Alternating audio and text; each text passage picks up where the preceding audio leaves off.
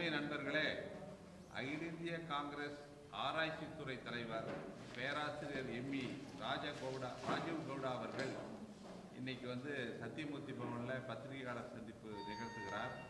அதில் அக்னிபாத் திட்டத்தின் மூலம் ஏற்பட்ட பாதிப்பு, வேலையில்லா திண்டாட்டம் குறித்து அகில இந்திய காங்கிரஸ் ஏற்பாடு செய்திருக்கிற அதற்காக அவர் அனுப்பப்பட்டிருக்கிறார். இப்போது அவர் பத்திரிகையாளர்களோட உரையாடுவார். Thank you, Shri Gopanaji, senior leaders of the Congress Party, media friends. As you know, Shri Rahul Gandhi has launched the second Yatra. First, he had done the Bharat Jodo Yatra from your state, Kanyakumari, to Kashmir. And right now, he has started in the northeast, covering Manipur, Arunachal Pradesh, Meghalaya, Assam, and coming into Bengal, Jharkhand, Odisha, which is where he is today. And he will continue to cross the country from east to west, going through Madhya Pradesh, Chhattisgarh, Gujarat, Maharashtra, and ending in Mumbai. This yatra is called the Bharat Jodo Nyay Yatra because in 10 years of Modi Sarkar, we have only seen Anyay. We have only seen injustice. We have seen injustice to the poor. We have seen injustice to women. We have seen injustice to the youth of India. My focus today is on the youth of India. As you all know, India is the country globally which has the world's largest young population, youth population. So we have been hopeful that this young population will become skilled and employable and will deliver for India what we call a demographic dividend. However, under Modi Sarkar, we have seen no sign of a demographic dividend. We have seen no sign of jobs for youth. We have seen no improvements in skilling and employability and job creation, etc. That is the focus of today's press conference.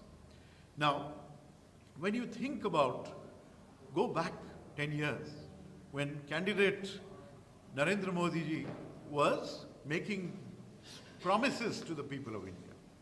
He promised that if he is elected, he will create 2 crore jobs every year. We have seen nothing like that, and we have seen, in fact, job losses. So instead of creating jobs, we have seen losses of jobs. Today, my focus is on one very crucial dimension of this job situation for youth, and this has to do with the Agnipath scheme. This has to do with national security and our armed forces. You all know, historically, Tamil Nadu has played a very, very major role in our armed forces. The Madras Regiment is one of India's historically oldest regiments, and the Madras Regiment has won all kinds of major awards for gallantry, and their list is very, very long of the contributions of the Madras Regiment to India's armed forces and national security. Now, historically, the armed forces used to annually recruit soldiers from amongst youth. And these soldiers would be given training, would be absorbed into the regular army, and they would serve for a full tour of duty. And at the end of it, in recognition of their sacrifices, their contributions, we would give them pensions, we would give them health care. That is the duty of any grateful nation for its warriors. What has the Narendra Modi government done?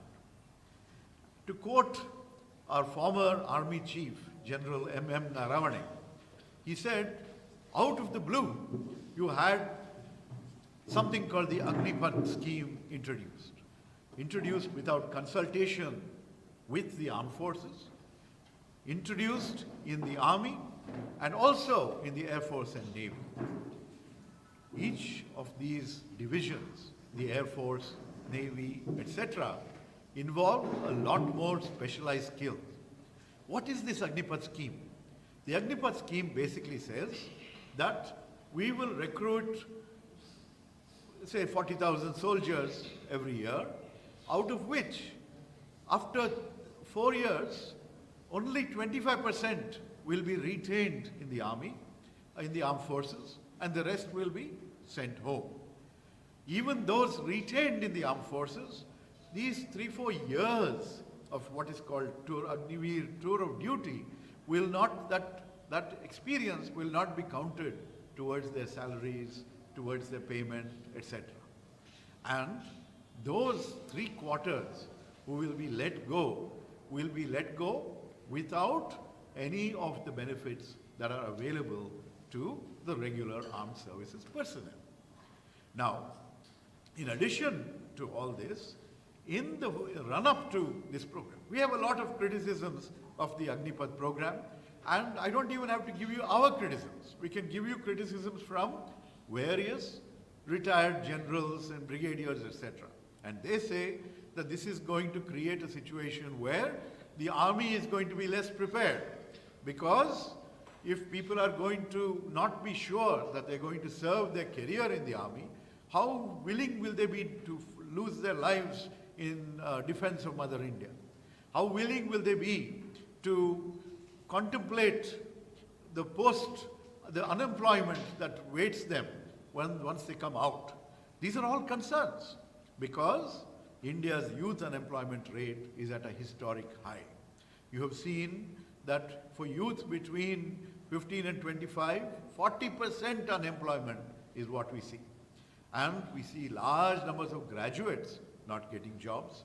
When Uttar Pradesh, they put in, called for applications for peon positions, masters and PhD people applied for that. That is the kind of situation in this country under Prime Minister Narendra Modi. That's the kind of unemployment that we see, especially for our youth. Now, in this context, when you think about the Agniveer Tour of Duty program, what has happened? Over the last few years, a large number of people have applied for selection for the regular army before this Agniveer program was announced.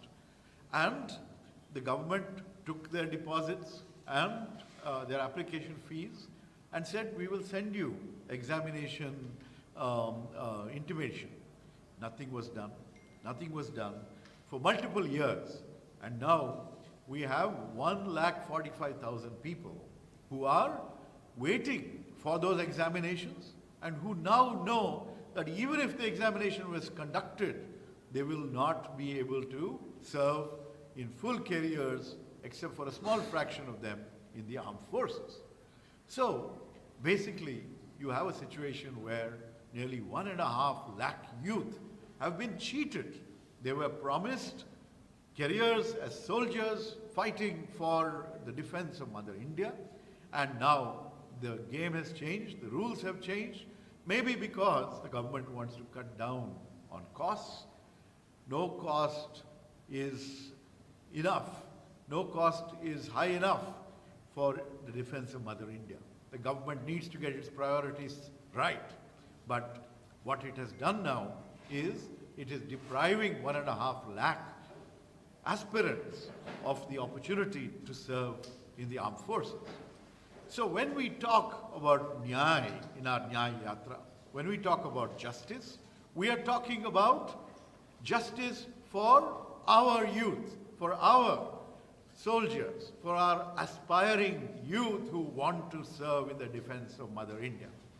And for this, we need to make sure that these people, that justice is due to them, and we will fight to give that justice to them.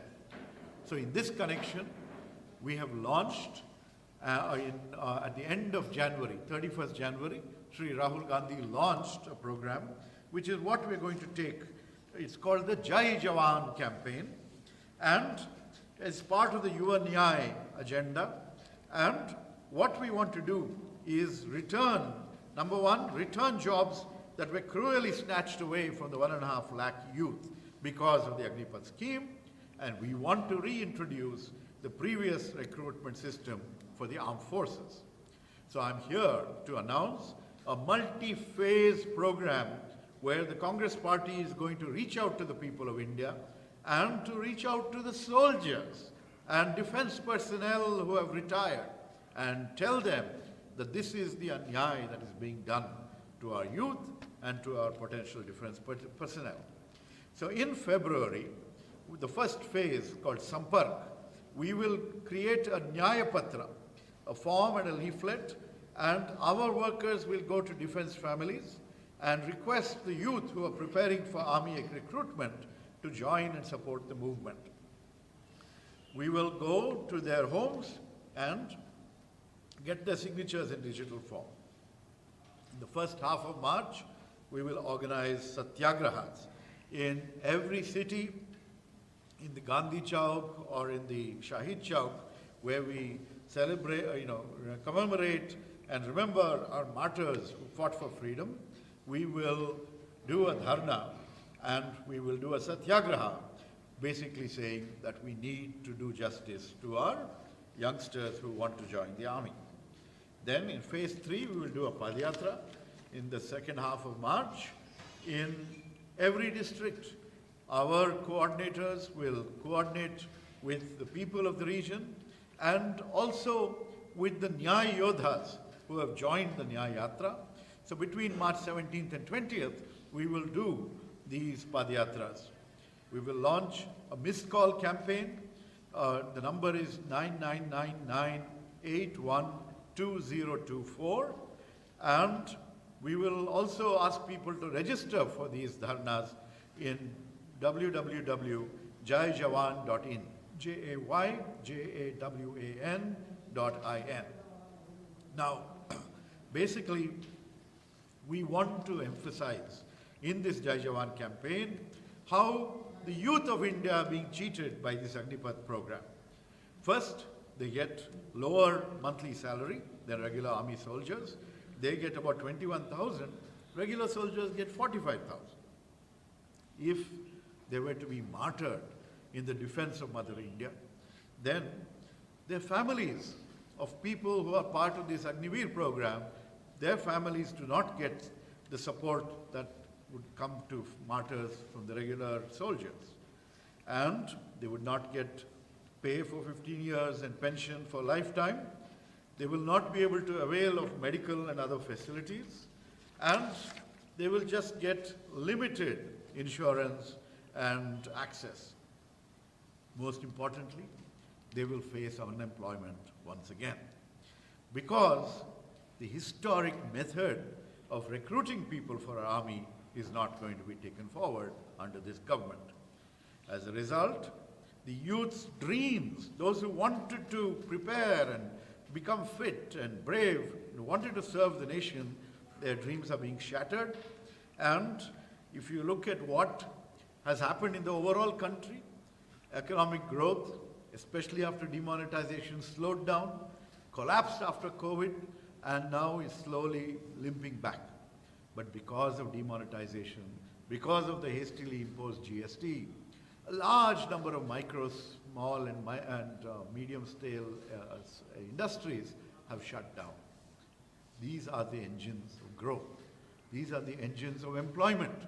And those industries being shut, those businesses being shut, means that youth do not get opportunities there. So it is not just the Agnivir program that is cheating 1.5 lakh soldiers or aspiring soldiers already. Across the economy, we are seeing only major problems affecting the youth of India. So it is important for the youth of India to stand up, and we are giving a call to the youth to go out there and join us on these Jai Jawan program. If you recall, when this program was announced, there were actually huge riots in North India. There were protests in Telangana, and there were also protests in Tamil Nadu. You would know that there is an army village in Tamil Nadu called Kamavanpettai in Vellore district.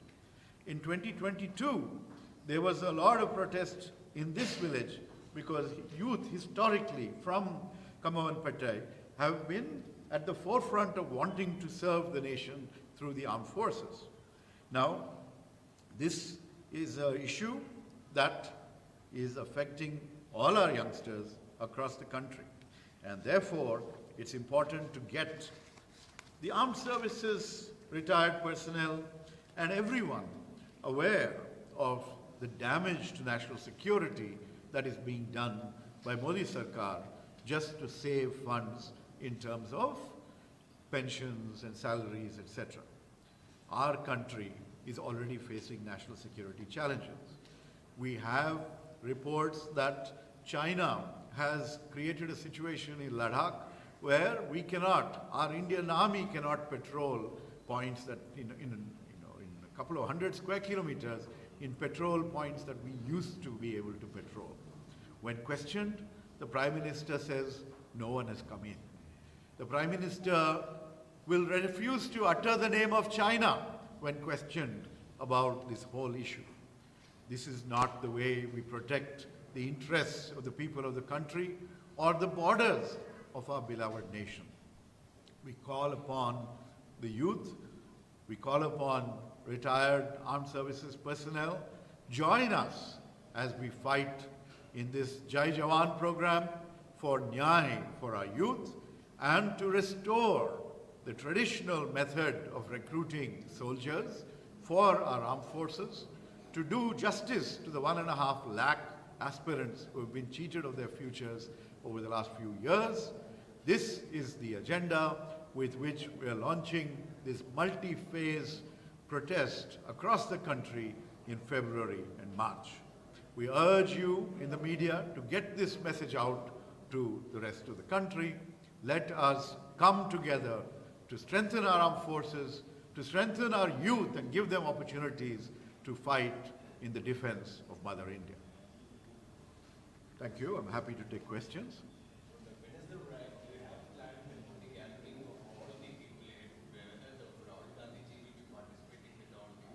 So we are planning decentralized in every district. So wherever Rahul Gandhi is at that time, he will be traversing the country as part of the Yatra, Bharat Jodo's Nyay Yatra. Wherever he is, he will join. But all of us sitting here, will be doing this in our own respective districts. Because this is, recruitment to the armed forces is from everywhere. And that's something that we must maintain.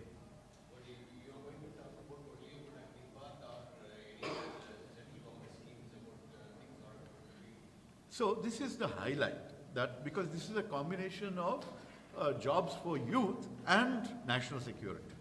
But as I also mentioned, in the context of larger youth unemployment, justice for youth, Nyay for youth is a central agenda for us, and that is going to be something that we are already talking about in the Bharat Jodo Nyay Yatra. We will be talking about it in the course of the election campaign. And yes, so it will be a larger story. If our youth are let down, like this government has let them down for 10 years without creating jobs, where is the future of India? What are youth doing? Instead of moving to better jobs, they're going back to their villages and working in lower wage Manrega jobs, when they should be contributing to urban growth. You should have seen more manufacturing jobs being created to help people move from farm to factory. None of that has happened. What has in fact happened is much worse. People are dropping out of the workforce. There is something called labor force participation rate, right? How many people actually want to participate in the labor force, right? That number is dropping. Women, you're seeing some change in that, but you're seeing that change for women in rural India, where women are being forced to go out and work to help the family survive. And if you look at the unemployment rate, the definition of unemployment is number of people seeking work and not getting it. But when the labor force participation comes down, that means people have become so disillusioned and disappointed, they're not even seeking work. They're relying on the food benefits that is coming, and two people commit suicide, unemployed youth, every hour, according to National Crime Record Bureau data. This is the tragedy we are facing. What does the Prime Minister do? talk about something else, accuse us in the Congress of something else, okay? Give all kinds of false stories and misinformation. That is what we're facing. Distractions, religious distractions, anything to keep attention away from the actual reality that is hurting our youth, our future. BJP says that they have given 14 lakh jobs in government and things also. But as Congress says that there are no jobs. Like making on the road, they are saying that the revenue ministers are saying that 14 lakh jobs have been provided to the So, thank you for that question. So what we have to do is to go a little behind that data, right? So if you see, what are those jobs? Those are unfilled government jobs that are being filled. This is no new job creation. This is not net job creation. These are empty positions that have started to being filled, right? Now, if you look over the last 10 years, employee count in public sector undertakings has come down from 1.73 million in March 2013 to 1.46 million in March 2022. Okay, so number of jobs itself is coming down. Okay, and many of those jobs, when they are, what shall we say, when there is an opportunity to fill those positions, those are not filled. All right. So let me just give you the other crazy thing that happens under this government.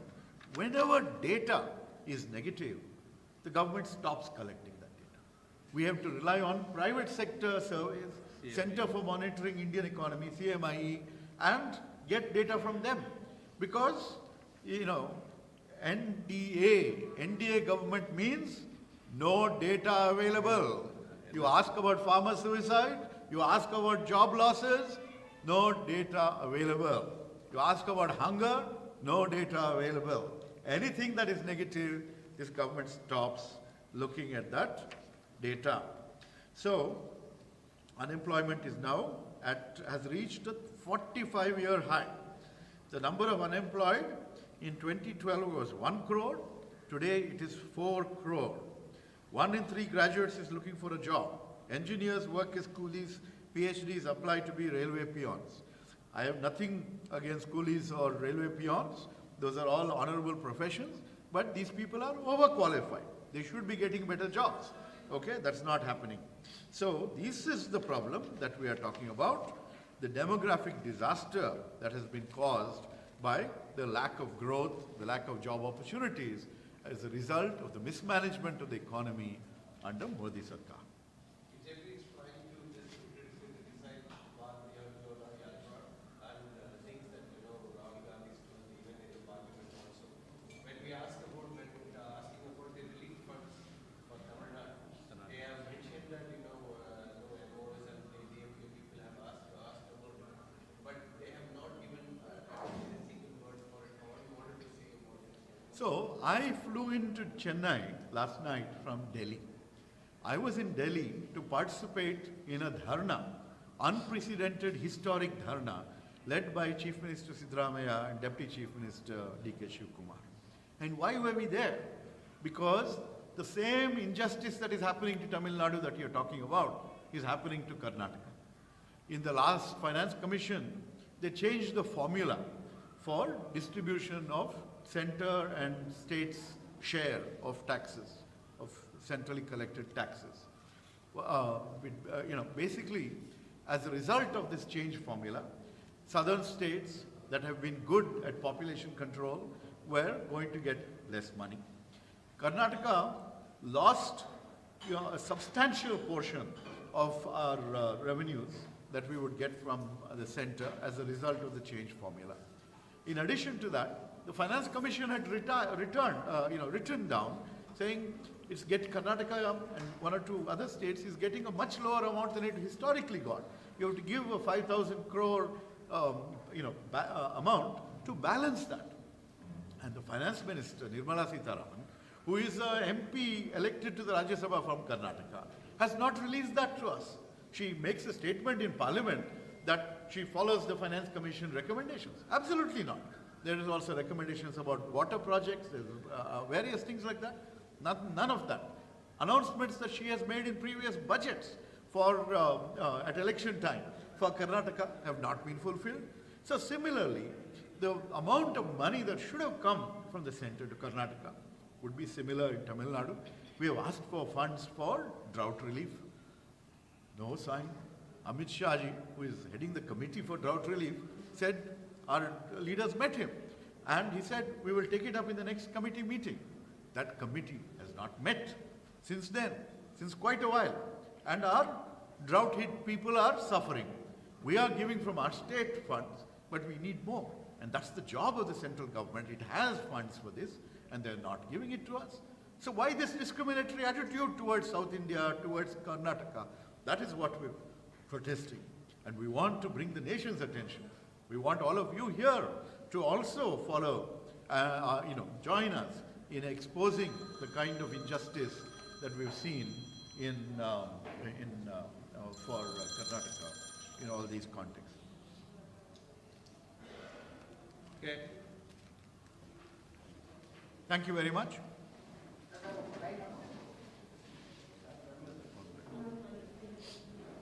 We just needed a long shot. Long shot.